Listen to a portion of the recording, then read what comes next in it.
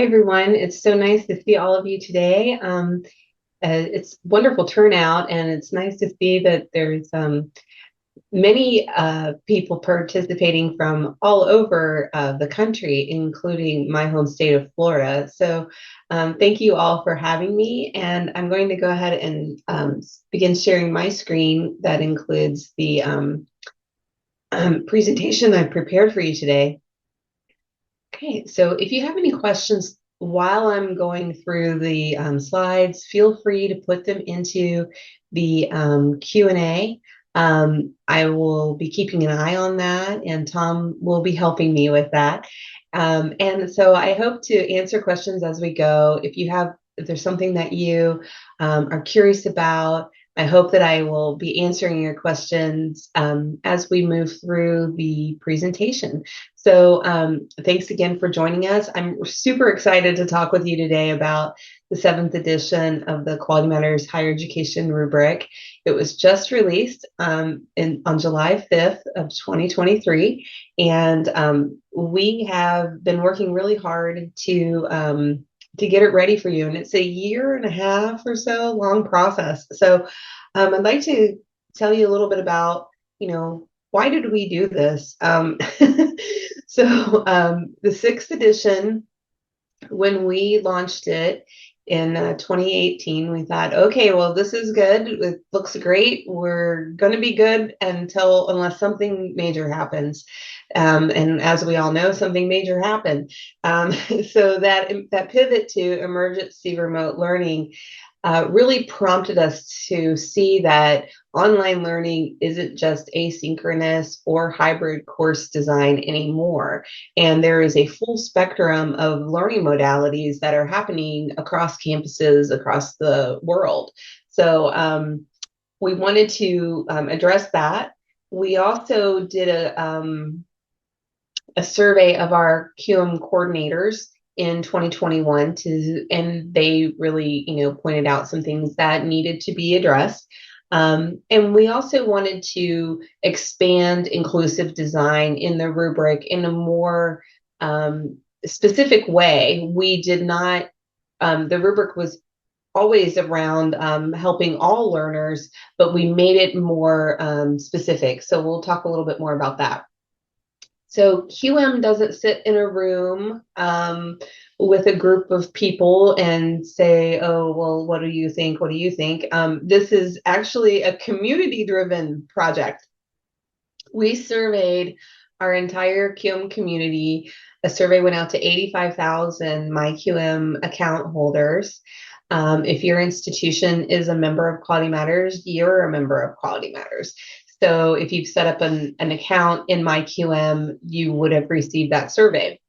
We received over 800 responses from that initial survey, and there were over 1,500 comments collected. So we organized them, and we organized those comments and coded them for the different general standards for which they applied to. And so we've been able to take that feedback to guide the revision. So even if you weren't on the rubric committee, you're still a part of it. And the rubric revision committee is a group of people who are from the community. We do nominations. We had over 200 people either self-nominate or nominate a colleague.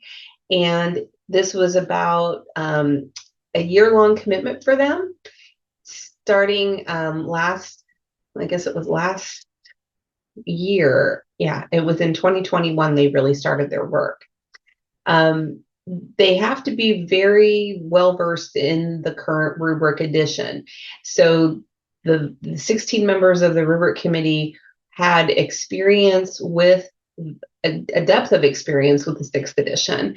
So they could speak to the changes that they could see were needed for the rubric standards and annotations.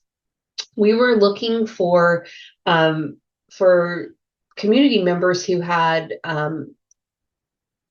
experience with inclusion, with equity, with belonging, and understanding how belonging drives student learning and student success as well. for diversity, for accessibility and usability in General Standard 8, for continuing, for competency-based education, and we wanted folks who had experience with continuing education, and that is a feature of the new rubric that we will be talking about here in a minute. And we also wanted folks who had experience with synchronous and multimodal digital learning environments, because the rubric is applicable to a lot of different modalities now. So I was the co-chair of the rubric along with my colleague, Bethany Semenich, who is the director of innovation and, I'm sorry, she's the vice president of innovation and research. Our titles changed this year. And she co-chairs the rubric, and she also co-directs the Chloe project. So you may have heard about Chloe 8, which is the changing landscape of online learning, which is a survey of all of the chief online learning officers. So if your chief online learning officer would like to fill that out, we would be happy to have them. So the rubric committee was formed, and there were 16 members of the committee, and I've posted all their names and their roles and their institutions here. More than half of the rubric committee are faculty members. We always want there to be a faculty perspective in the rubric because they work directly with learners. And we also have instructional designers and administrators on the rubric committee. We look for a diversity of roles, representation of institutions, and geographic distribution as well. We try to have as many representatives as possible. Even though Quality Matters is also in 40 other countries right now, we keep an eye to international while we're doing the development, but the committee is based in the United States for mostly for scheduling purposes, and that is also still the largest membership in the Quality Matters community. The Legacy Committee consists of 8 members who were embedded with the Rubric Committee. They have served on past Rubric committees, and they guide their work. So they take their experience and apply it so that we have progression in the rubric. We don't want to regress or change standards back to what they may have been in the past. So we really appreciate all of everyone's time and work that went into this. So how does this all happen? So we take the 6th edition, and we, so Bethany and I did make some initial suggestions to the committee, but they took them in these Google documents, and they met together in subcommittees, one for each general standard. And that general standard would then, they would discuss what they wanted to keep, what they were going to throw out, what they thought needed to be added. And we had a whole process for them to follow. And then they would come and present to the full rubric committee. And then the rubric committee would provide feedback, and then all of that feedback would be considered, and then a new draft would be created from the rubric committee, and then that created the alpha rubric. And then the alpha rubric is what we use internally as a working rubric, and we assign point values using the expertise of the rubric committee and the legacy committee to assign the point values for each of the specific review standards. So that's how the sausage is made, folks. So we, so it is it's a long process. And then once we've done that, we're not quite finished, because we do go on to make many changes to the rubric based on test driving it. So we asked the rubric committee members to be the review teams for our new demonstration courses that we use within professional development. So if you've taken professional development, if you're a facilitator, you may have seen these new demonstration courses, these new demo courses is what we call them. And so those reviews were very insightful. It enabled us to see where standards in theory sounded great, but in practice, they were not as easy to apply to a particular course. So we were able to make changes and adjustments to the rubric so that things were, we weren't giving you a rubric that was not possible to meet the standard. So then that becomes the final rubric. And then, we made a lot of changes to it. So I'm going to run down some of those changes now. If you have any questions, please feel free to pop them into the chat.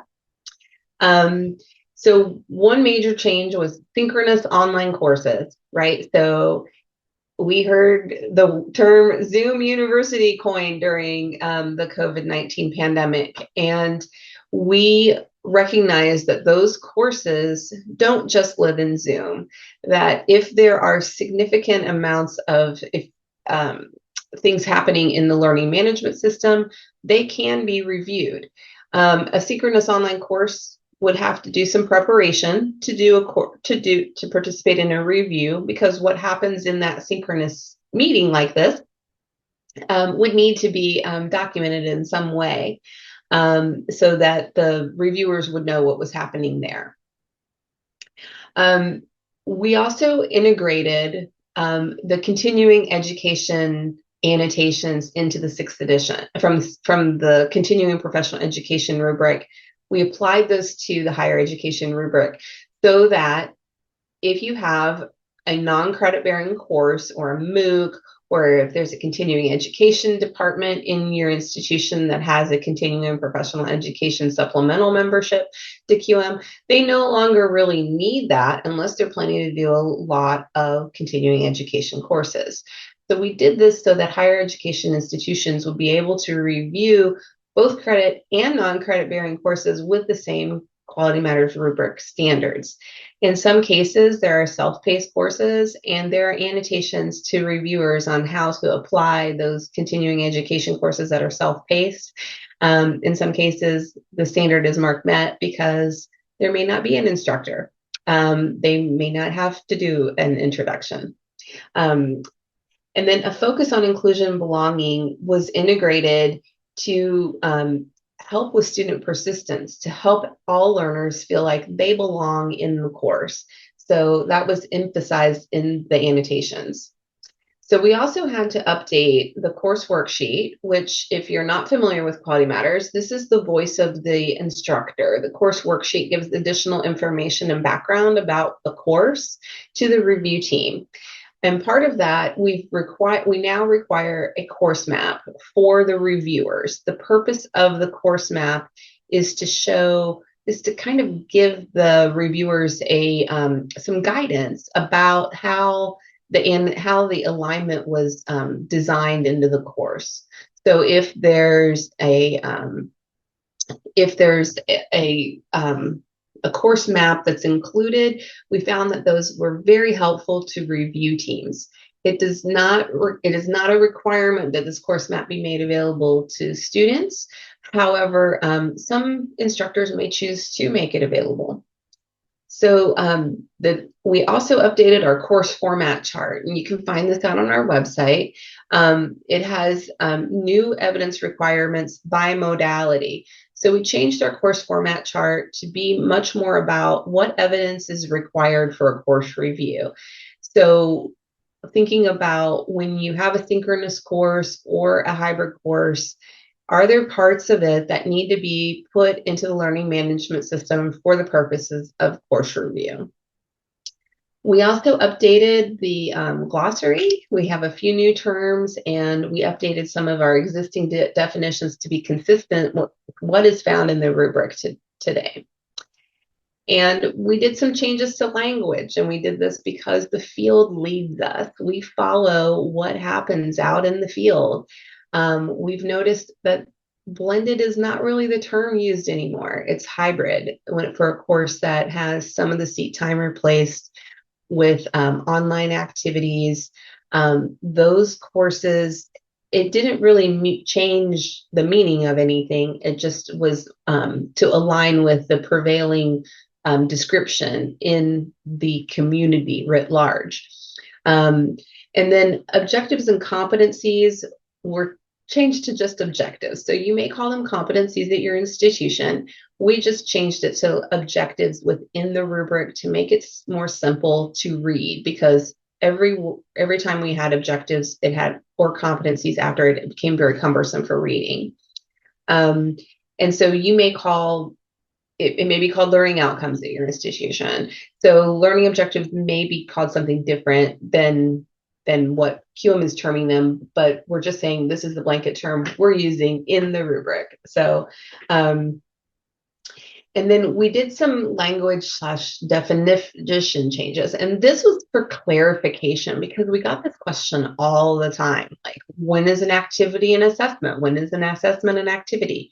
So for the purposes of course review, we have defined activities as those activities that allow for practice. They help prepare learners for assessments. So they're like practice learning activities. Even if they have a grade attached to them, even if there's points awarded for it, if it does require some additional critical thinking on the part of the reviewer to determine, is this an activity or isn't it an assessment? But assessments for the purposes of course review are now defined as measuring the learning objectives.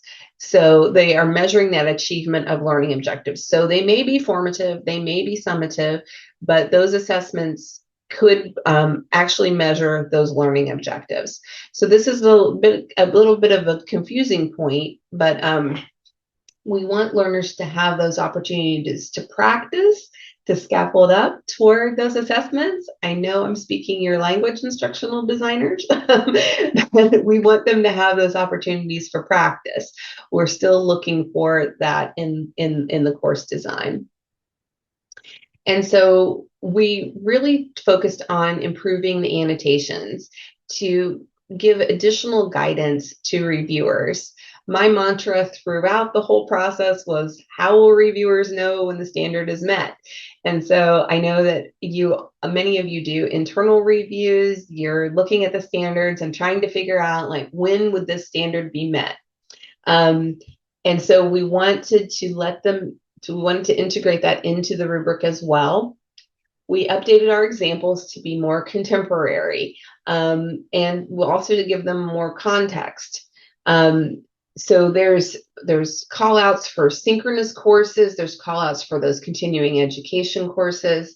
And then, we have also put throughout a focus on belonging and creating community in the online environment. So those are all enhancements that have been made within the annotations. So one thing that we were asked about is artificial intelligence in the rubric. Well, we have not incorporated it specifically. However, it is technology, and so you can make a reference to a technology, and that could be an AI agent of some kind. So it is covered still, it's just not specific. And we are also, this is an emerging technology that we haven't really fully grasped, like, what are those best practices for it at this point, right? So again, QM follows the field. So as we learn more, I expect that AI will be integrated in the rubric into the 8th edition.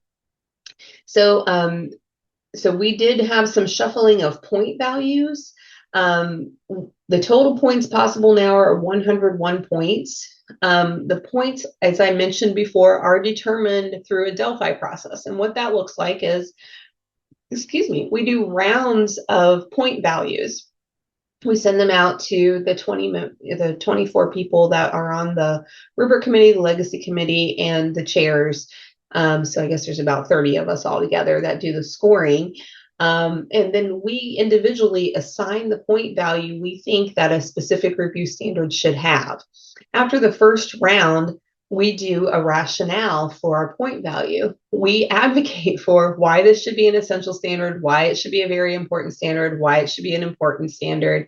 And these point values are assigned to the standards. They're not fluctuated, right? Like, you can't give a 3-point standard 2 points, for example. So an essential standard, all of those 22 standards have to be marked as met in the 7th edition for the course to meet expectations. And they have to have a total point value of 86 in the 7th edition in order to meet QM, to be QM certified. So there's those two kind of parts to it, all of the essential standards and the 85% of the possible points. So we're at 101 points now. So we have 2 more standards, 1 more point, and 1 more point to meet standards in addition to the 22 of the essential standards. I want to go ahead and walk through the general standards quickly so that we have a little more time for questions. And I want to share with you about how to become reviewers. So let's go ahead. And there were a couple of questions too. So at the end, I'm going to talk a little bit more about how to involve faculty, because that is a big question that came up before the session started. So let's go ahead and get started with standard 1, which is course overview and introduction. We have added annotations for the synchronous courses, competency-based courses, and continuing education courses. So more information is provided in General Standard 1 for those different applications of standards. We did change some of the language to a few of the specific review standards.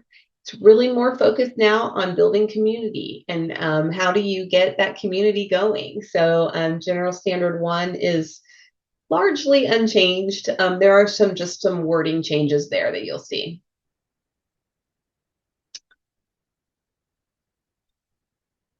Okay, and this is standard 2, learning objectives. This is every instructional designer's favorite standard, I believe. The language was streamlined, as I mentioned, to just say objectives. We're not looking for, there wasn't a point where we were going to say objectives or competencies or outcomes, and I'm like, oh my, that's a lot. So we will definitely, we wanted to make that simple for people to read it and to use it.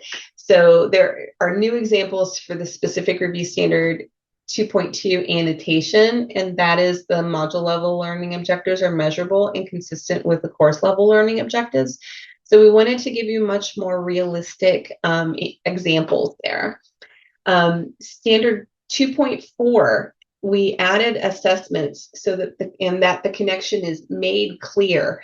And this is purposeful language because we know there are lots of ways to make the connection between the learning objectives, the assessments, and the activities clear to learners.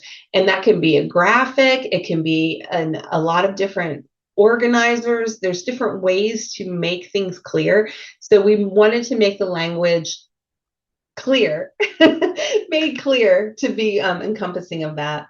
And we've added new annotations for examples to 2.5, which is the standard about ensuring that the learning objectives are suited to the level of the course. Standard 3 is assessment and measurement in the QM rubric, and it addresses alternative grading approaches. So if there's ungrading or if there's other different types of grading schema, those are addressed now in the rubric as well.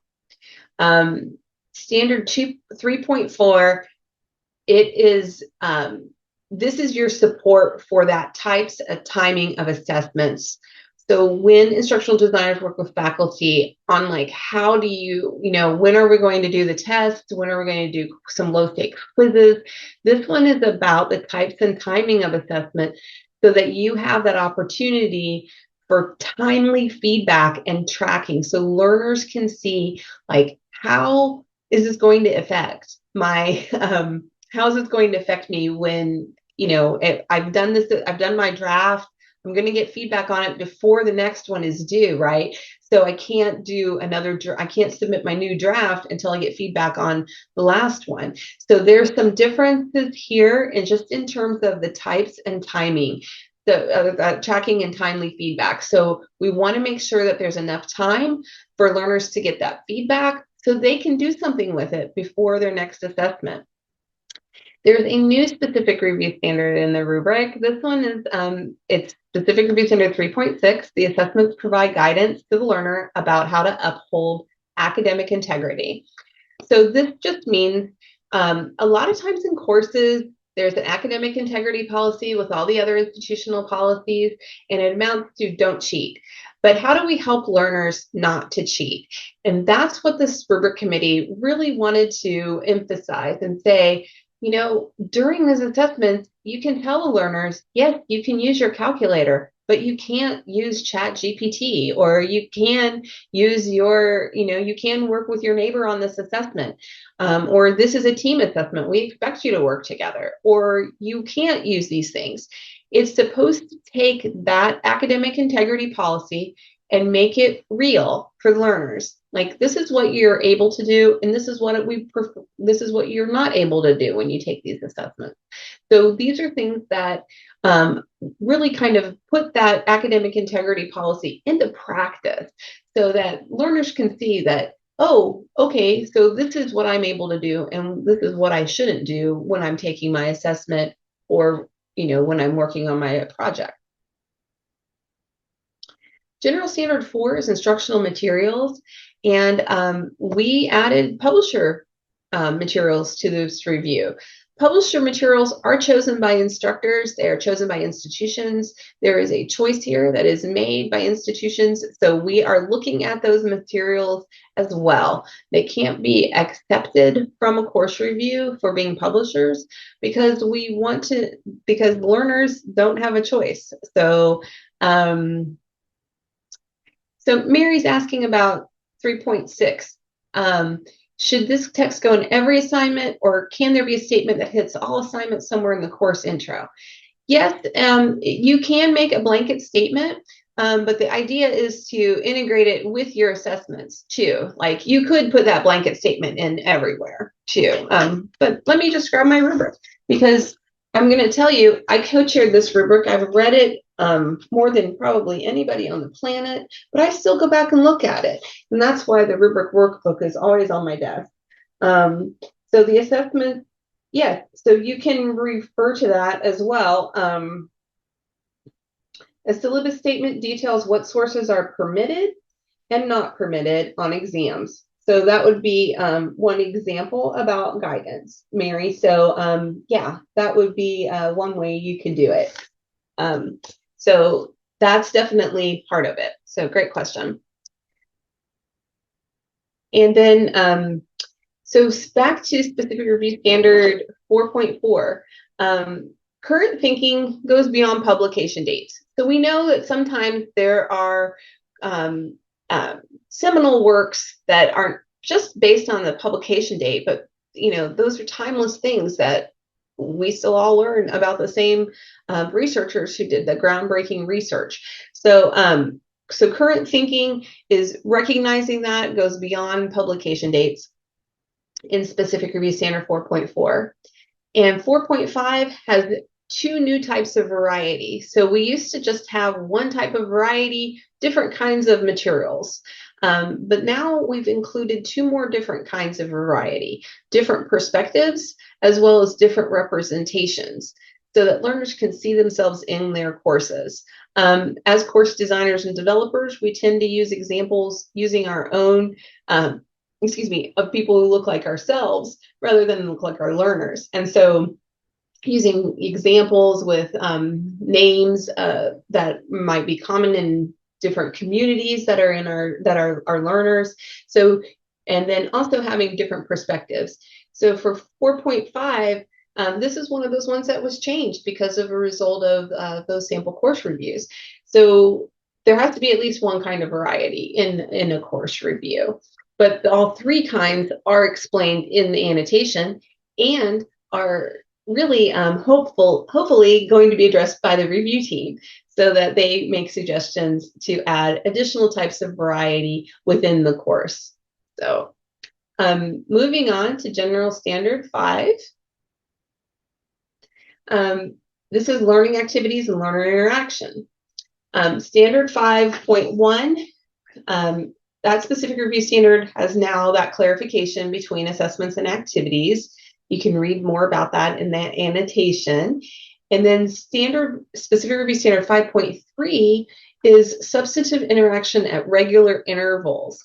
And so we want there to be substantive interaction. It's not just a check mark that, you know, that there is a feedback to learners And that's happening in regular intervals. It's not just one time in the semester that the learner is getting a substantive interaction with their instructor.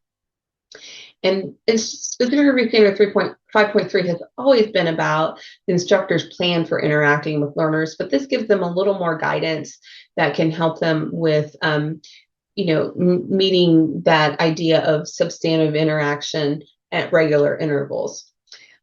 Specific review standard 5.4, it recognizes that different types of interactions can be culturally impacted. So this is another place in the rubric where we have been more specific about how interactions should be designed into the course. So 5.4, if you're not familiar, I will tell you the specific review standard is the requirements for learner interaction are clearly stated.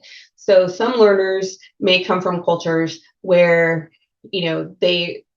they are not used to challenging their instructor or and so forth. They may need some additional encouragement. And we're recognizing that these expectations can be culturally impacted. We need to make space for different types of learners.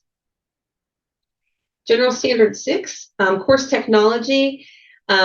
Major changes here were that specific review standard 6.3. It recognizes a variety of aligned technology. So the technology we look for the alignment in specific review standard 6.1, but here we're looking at variety, and it's not just bells and whistles. We want that technology to still be aligned. Specific review standard 6.4 has now added inclusive policy, inclusive of webcams and synchronous online courses, so that there's kind of we're recognizing that learners need some additional information for whether they need to have their cameras on or off, and to how instructors can recognize that all learners may not be able to turn their webcams on. General Standard 7 is all about learner support, and 7.1 addresses the digital divide now. And so it includes like how learners can access free or low-cost resources for connectivity for hardware and software needs. We know many of your institutions made available during the pandemic Chromebooks or laptops for students to use. And so if those things are available, let the learners know about it in addition to their technical support. General Standard 8 is accessibility and usability. Specific Review Standard 8.1 has updated strategies for ease of use. That is about the navigation in the course, is what 8.1 is all about. And we want learners to be able to easily navigate the courses. Specific Review Standard 8.2 it's about two different kinds of readability. One is the presentation of the text. So, we all have heard those examples of yellow text on a white background makes it difficult to read, or a lot of fancy fonts, or fonts that can't be read on all computers. So there's the presentation of the text as one type of readability, as a usability standard, and then also the content itself. Is it free of typos and grammatical errors that make it difficult to parse what is being communicated? So the content itself, and in terms of readability, is also addressed by 8.2 now. Specific Review Standard 8.3 is now just about the accessibility of text, and that is a change, because it used to be text and images. So we split 8.3 into two standards. The committee did. They made it into 8.3, and 8.4 is now about image accessibility. 8.5 is about video and audio accessibility. So anytime you need a transcript or a captioning, that is in 8.5.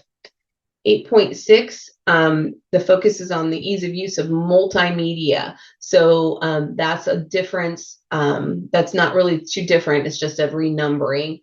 And then 8.7 still is asking for VPATs, but we did the committee decided that this was not worth 2 points, it's worth 1 point because it's self-reported by vendors.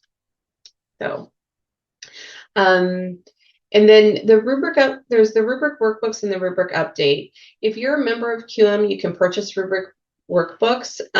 We have the rubric update session available for free for all members. And the rubric is also available to you in the course review management system. You can either set up a self-review or you can look at a sample course worksheet. The rubric workbooks, they're great for handing out to instructors to have as a handy reference, like I have on my desk. Thank you, Courtney. And we do have both discounts available. We know it's actually 20 more pages of rubric goodness than the 6th edition. So if you just buy one, it's $30, and then it's like $14 in shipping and handling. So we encourage you to purchase more workbooks for your community because then the price is left. So the rubric updates available to all of our community now through January 5th for free. It's self-paced, it's online, it's asynchronous. I'm in there answering your questions if you have any.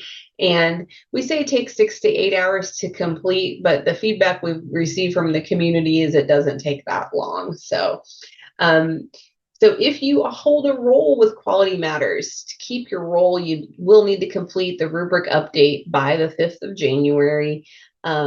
And that's if you're a peer reviewer, QM certified master reviewer, facilitator of any of our workshop, or you're a course review manager and you have a 6th edition credential. We had a little, we launched all these credentials in 2020 and it was awesome.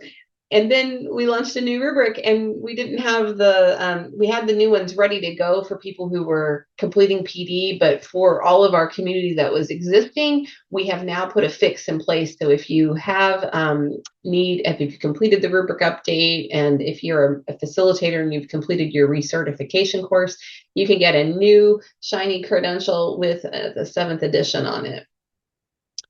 So last year, I think it was last year, yeah, we made it available for instructional designers. We know you are out there doing the good work. We know that you are out there doing the work to become to help improve courses. So you can become a peer reviewer. If you complete those sequence of applying the QM rubric workshop, you can either, the 6th edition is okay. So if you did it in the last few years, you're golden. And then you take the peer reviewer course on this, you could take it on the 7th edition. If you've completed them both on the 6th edition, you're still good to go. You'll just need to complete the rubric update.